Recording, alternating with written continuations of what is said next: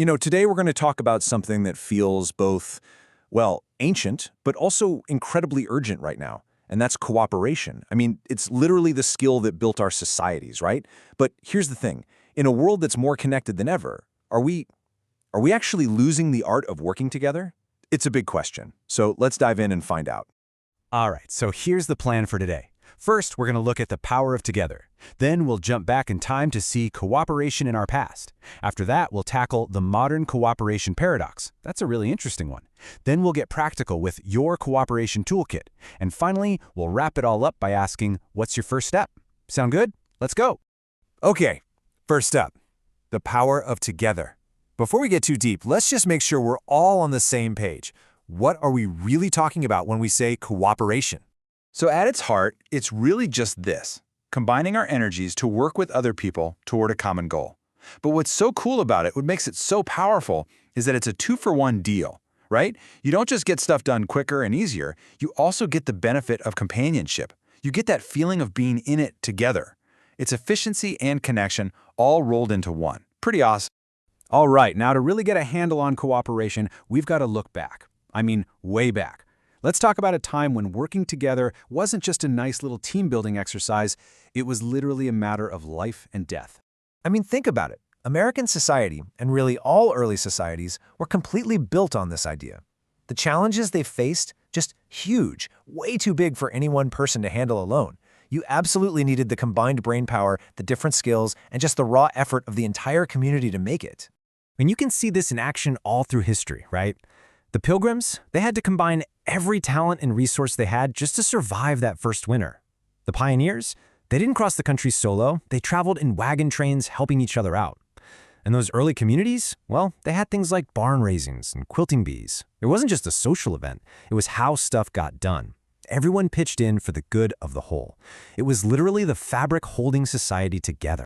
And hey, this wasn't just something from hundreds of years ago. I mean, until pretty recently, neighborhoods were way more interdependent. They kind of functioned like their own little ecosystems. People actually knew each other. They'd hang out, they'd set up carpools, watch each other's kids, keep an eye on the house when someone was away. There was just this built-in assumption that, yeah, you could count on your neighbors.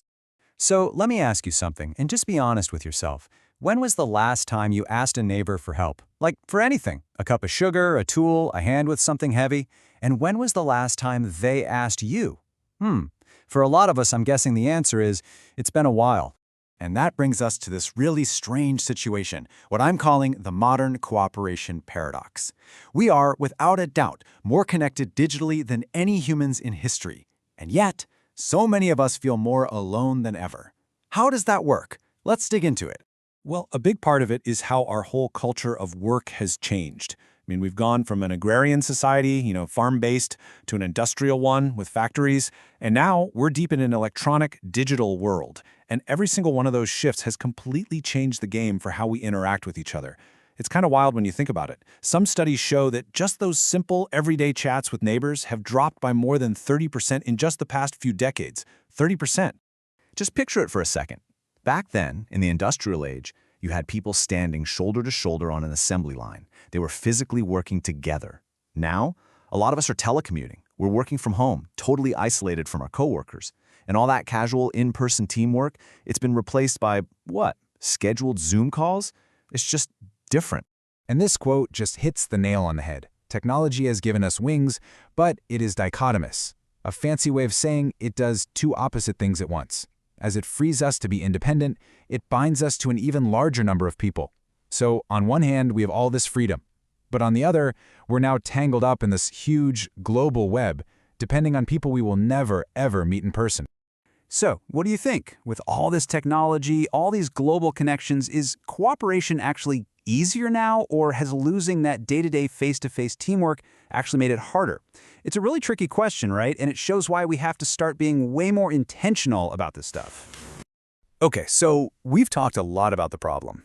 But now, for the good stuff, the solutions. Because this is not some lost art that we can never get back. No way. It's a skill.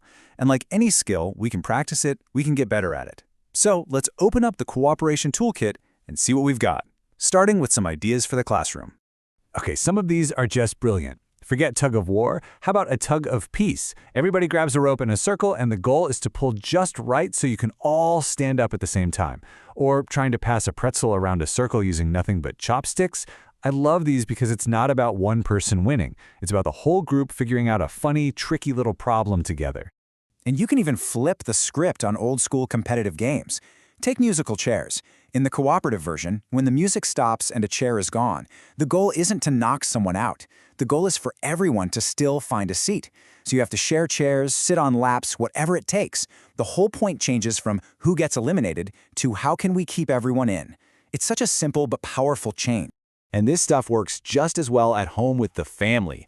You could plant a little garden together, where everyone's got their own job, or just make a big, messy recipe together.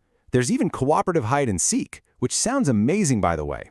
The first person finds the hider and then quietly hides with them. And it keeps going until the last person finds a whole bunch of people squished into one hiding spot. But here's the real key. This isn't just about having fun, even though it is. All these games, all these activities, they're basically a training ground. They teach us how to compromise, how to negotiate, how to share. We are literally building our teamwork muscles without even realizing it. All right, we've talked about what cooperation is, why it's so important, and how we can practice it. We've looked at the past, and we've looked at where we are now. So, what's the next step? What do you do with this right now, today? Here's the big idea I want to leave you with. Cooperation is not some dusty old thing from the history books. It's not just a story about barn raisings. It is an active, conscious choice. It's something we can decide to do every single day to make our families, our workplaces, and our communities just a little bit stronger. So I'll just leave you with this final question. It doesn't have to be some huge, grand gesture. It can be super small. Maybe it's just asking a coworker for their opinion on something. Maybe it's finally making that family chore chart you've been talking about. Or hey, maybe it really is just walking next door and asking your neighbor for that cup of sugar.